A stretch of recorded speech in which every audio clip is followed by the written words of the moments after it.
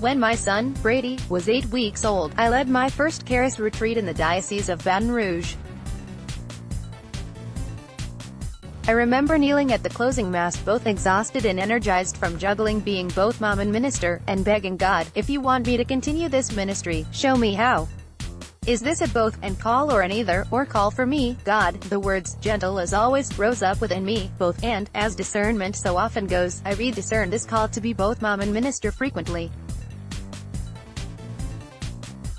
When I review my experience of the second week of the spiritual exercises, two themes of my call emerge: my call to being a mom, and my call to ministry within the church.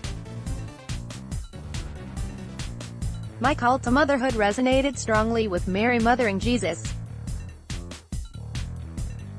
My call to ministry resonated strongly with the invitation to enact my decision to say yes to following Christ. The second week of the exercises invites us to follow Jesus by living out our unique call to be Christ's disciples.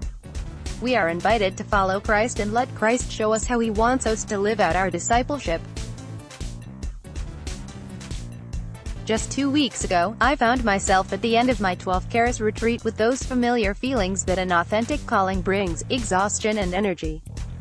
As I sat at our closing prayer service, savoring the graces of the retreat, I found myself overwhelmed at what God had done in my life since kneeling at the close of that first retreat. God gifted us with another child, Abby.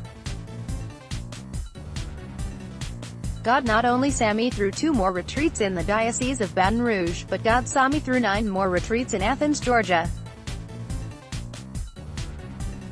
God showed me how to live my both and call. This is what the call of the King is about: living our lives in a way that we are uniquely invited to follow Christ, and trusting that God will show us the way.